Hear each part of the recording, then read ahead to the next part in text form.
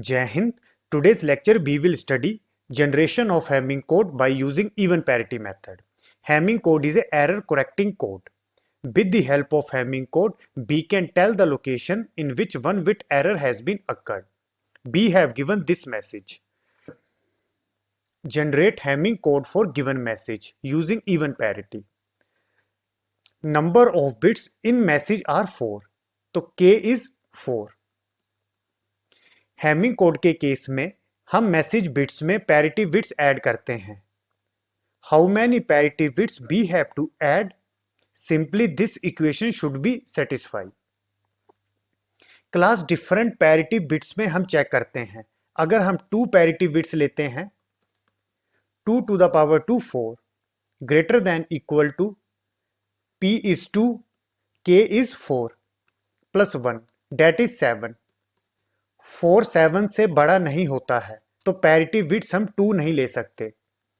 Same हम 3 पे check करेंगे. p is equal to 3, 2 to the power 3 8 greater than equal p is 3, k is 4 plus 1 that is 8. 8 is equal to 8. So we have to add 3 parity bit. After adding 3 parity bit, total length of Hamming code will be n is equal to k plus p. K is 4. Number of bits in message. 4 plus 3 7.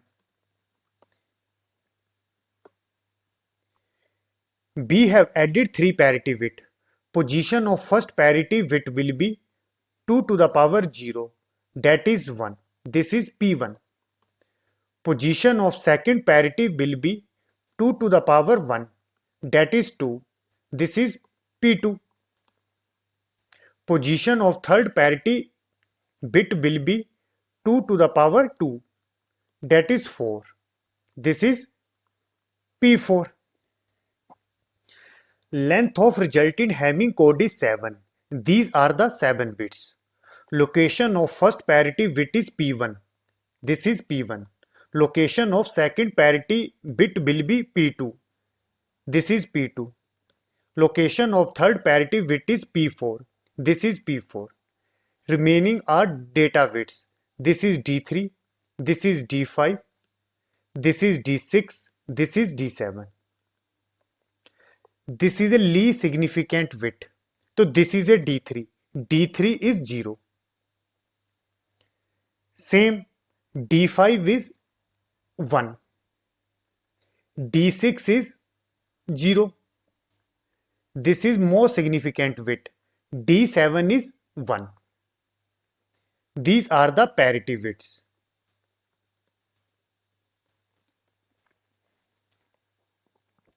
Now we will calculate the value of P1, P2 and P4. First we will calculate the value of P1. P1, 1 is subscript. Class 1 bit को हमने consider करना है, next को skip करना है. Again 1 bit को consider करना है, नेक्स्ट को स्किप करना है. 1 बिट को लेना है, नेक्स्ट को स्किप करना है. इसी तरह से इसको लेना है. रिजल्टेंट क्या बनेगा? P1, this is 0, this is 1, this is 1. Class यहां पर हम इवन पैरिटी यूज कर रहे हैं. P1 की वैल्यू डिपेंड करेगी कि ओवरऑल बाइनरी स्ट्रिंग में लॉजिक 1 इवन टाइम होना चाहिए. We are using even parity. इस केस में लॉजिक 1 2 टाइम्स है. 2 टाइम्स इवन होता है. P1 की वैल्यू 0 असाइन होगी. Now we will calculate value of P2. P2 is the second bit location. P2 subscript is 2. We have to consider 2 bits. Next 2 bit को हमें skip करना है. इसी तरह से 2 bit को हमने लेना है. What will it become? P2 0. Next 2 को skip करना है. 0 1. अब क्लास यहां पर 1. अब यहां पर लॉजिक 1 वंस टाइम है. 1 टाइम्स ओड होता है. इवन बनाने के लिए P2 की वैल्यू 1 असाइन होगी. Now we will calculate parity of P4. P4 subscript is 4. We have to take combination of 4 bits.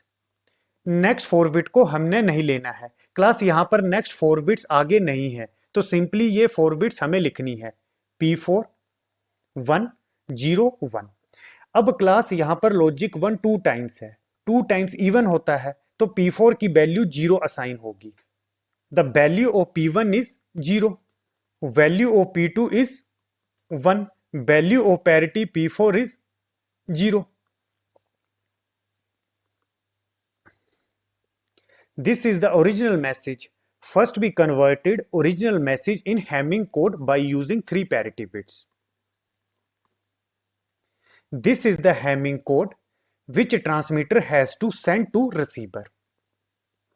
Due to channel noise, अगर एक बिट का एरर इंट्रोड्यूस होता है, क्लास एरर हमेशा डेटा बिट्स में effect करेगा, parity में कभी भी चेंज नहीं होगा। पैरिटी ड्यूरिंग ट्रांसमिशन असाइन होती है। This is P1, this is P2, this is P4। अगर ये जो D6 है, D6 में एक बिट का चेंज हो जाता है, तो रिसीवर साइड क्या मिलेगा 1 0 1 में चेंज हो गया है, 1 0 0 1 0। This is P1 P2 P4। Hamming code is a error correcting code. तो simply receiver can detect the location in which error has been occurred. Receiver has to follow different step. पहले receiver different P1 P2 और P4 के combination check करेगा। First हम P1 का combination check करेंगे। For P1 subscript 1 है, single bit को consider करना है, नेक्स्ट को स्किप करना है, सिंगल बिट को लेना है, नेक्स्ट को स्किप करना है, सिंगल बिट को लेना है, नेक्स्ट को स्किप करना है, सिंगल बिट को लेना है। तो सिंपली हमें मिलेगा P1 की वैल्यू है 0 0 1 1। अब क्लास सिंपली रिसीवर लॉजिक 1 को काउंट करेगा। We are using even parity. अगर लॉजिक 1 इवन टाइम आएगा तो कोई भी एरर जनरेट नहीं होगा, तो उस केस में एरर की वैल्यू 0 होगी। अगर लॉजिक 1 की वैल्यू ओड टाइम्स आती है तो इसका मतलब सिस्टम में एरर जनरेट हुआ है, तो उस केस में एरर की वैल्यू 1 आएगी। जैसे इस केस में लॉजिक 1 2 टाइम्स है, 2 टाइम्स इवन होता है, कोई एरर जनरेट नहीं हुआ है, तो एरर सी की वैल्यू 0 असाइन होगी।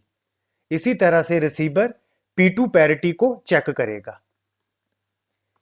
In the case of P2 2 का कॉम्बिनेशन लेना है, नेक्स्ट को रिजेक्ट करना है। इसी तरह से 2 का कॉम्बिनेशन लेना है। दिस इज 1 0, P2 की वैल्यू 1 है, दिस इज 1 1। अगेन यहां पर लॉजिक 1 3 टाइम्स है, 3 टाइम्स ओड होता है, तो इसका मतलब एरर जनरेट हुआ है, तो एरर की वैल्यू 1 आएगी। इसी तरह से रिसीवर P4 के लिए चेक करेगा।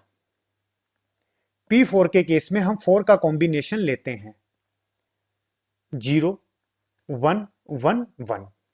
यहां पर लॉजिक 1 अगेन 3 टाइम्स है, 3 टाइम्स ओड होता है, तो सिंपली एरर जनरेट हुआ है। अगेन एरर की वैल्यू 1 असाइन होगी। क्लास अब हम नीचे से ऊपर की तरफ लिखते हैं, डेट इज 1 1 0। क्लास इस बाइनरी की डेसिमल वैल्यू होगी 4 + 2 6। अब क्लास रिसीवर को पता लग चुका है कि 6 बिट में एरर इंट्रोड्यूस हुआ है, तो सिंपली रिसीवर 6 बिट को चेंज करेगा। 1 2 3 4 5 6, यहां पर 1 है तो रिसीवर इसको 0 में कन्वर्ट करेगा। And this is equal to original transmitted message. तो simply receiver has detected the location in which error has been introduce. Class अगर कोई भी एरर इंट्रोड्यूस नहीं होता, सेम ट्रांसमीटर ने इसको ट्रांसमिट किया था और रिसीवर को सेम यही मिलता, तो उस केस में एरर की वैल्यू आनी थी 0 0। तो यहां पर क्या मिलना था 0 0 0, डेट इज 0 0। ये बताएगा कि रिसीव बाइनरी स्ट्रिंग में कोई भी 1 बिट एरर इंट्रोड्यूस नहीं हुआ है। We have given this message. Generate Hamming code using even parity. Message में 4 बिट्स हैं, k is equal to 4। अभी पहले हमने डिस्कस किया था, if k is 4 we have to add 3 parity bits। Position of three parity bits will be 2 to the power 0, that is 1. This is first parity bit location. Second parity bit की location होगी 2 to the power 1, that is 2. This is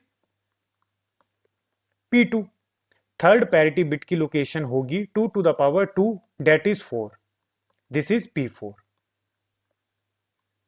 Resulting Hamming code's length should be n is equal to k plus p. K is 4, p is 3, that is 7. These are the 7 bits.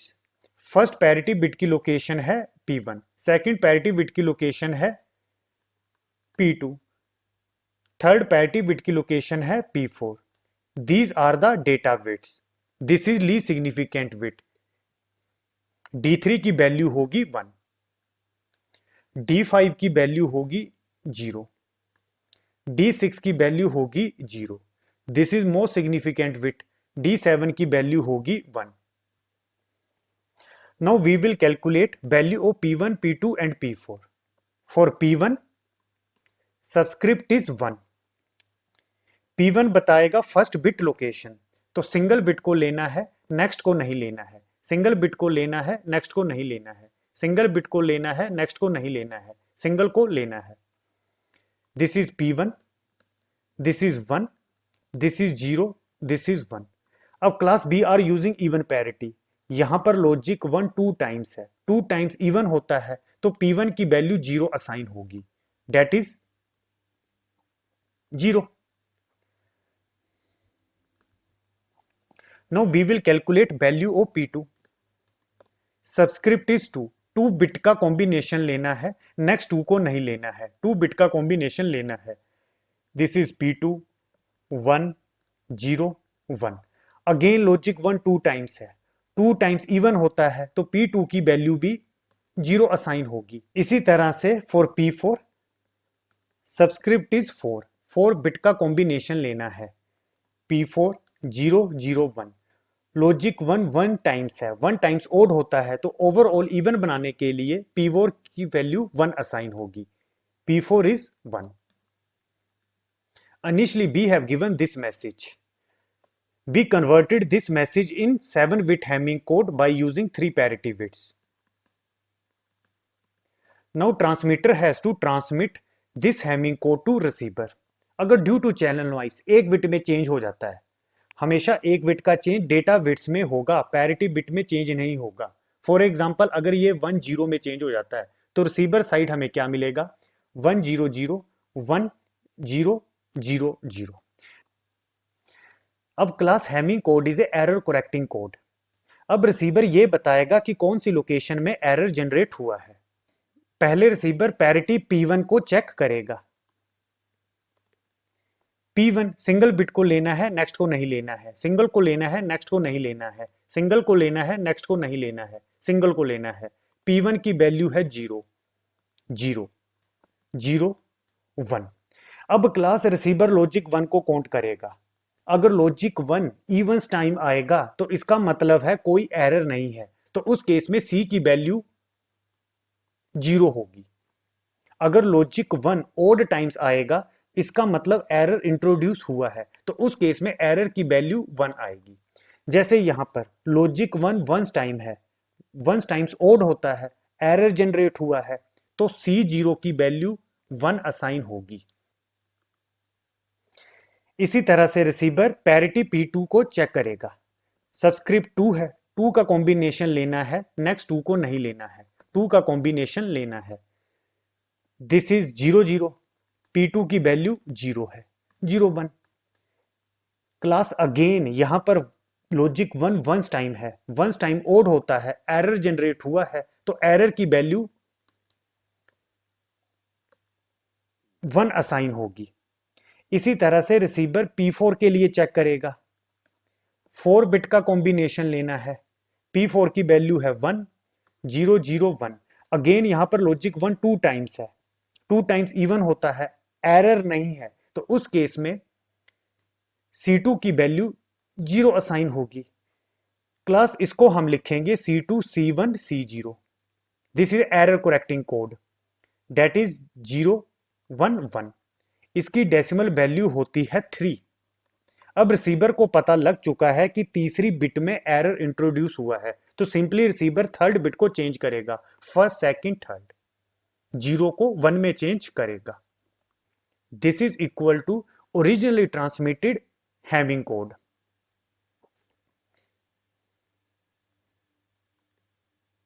इसी तरह से अगर error introduce नहीं होता तो उस case में C2, C1, C0 की वैल्यू 0 0 0 आनी थी।